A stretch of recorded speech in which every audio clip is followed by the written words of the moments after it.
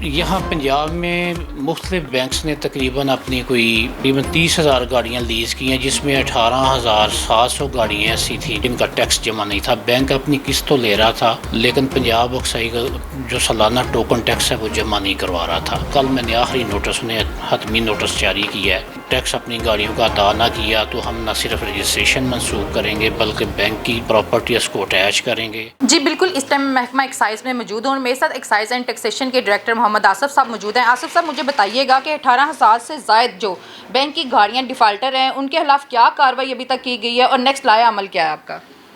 جی آپ کو پتہ ہے کہ لیز کی ایک بہت بڑی ورلڈ ہے دنیا میں، آٹو موبائل کی لیزنگ۔